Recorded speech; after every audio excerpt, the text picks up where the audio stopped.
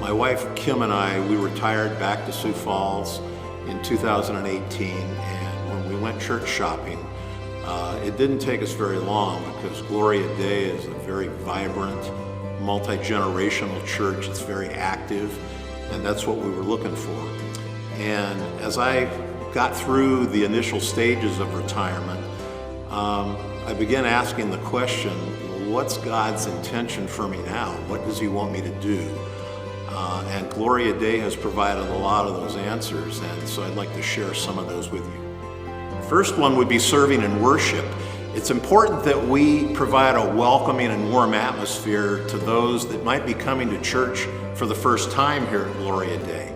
And so the roles that we can provide as a greeter at the front door, or as an usher, or as somebody helping serve in communion, can help provide that warm and welcoming atmosphere that makes somebody that maybe is looking for a church and doesn't know quite where that should be, that may help them realize that Gloria Dei is a loving and very warm congregation, and that this might be a good place for them to be.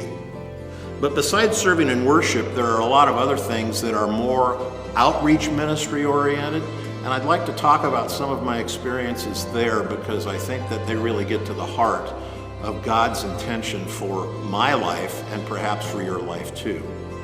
Serving at the banquet.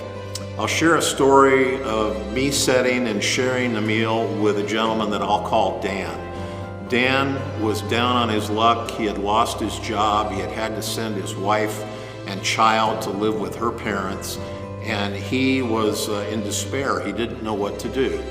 And he was there at the banquet to get a meal that evening, and as part of the banquet ministry, we are asked to sit and share our meal with those people in the community that are there to receive.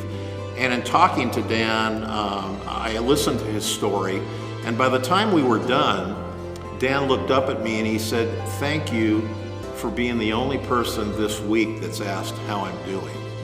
And that really warmed my heart, and it really showed me that this was a valuable ministry because of the sharing of the meal, but also the fact that perhaps he felt more like a human being because of the conversation that we had. So my servicing experience has helped me glorify God because that's what He calls for us to do, but it also brings me great joy in the process. Part of the joy in serving can be discovering what your gifts and talents are. So to coin a sports metaphor that I hope Pastor Tim might enjoy, you can't play the game by sitting on the sidelines. You have all been given at least one talent, and God intends for you to use that talent. So get off the sidelines and get in the game. I invite you in the coming year to explore what your gifts and talents might be. Find something that you're passionate about, something that you believe in, something that inspires you, and something that moves you to action. And then get in the game.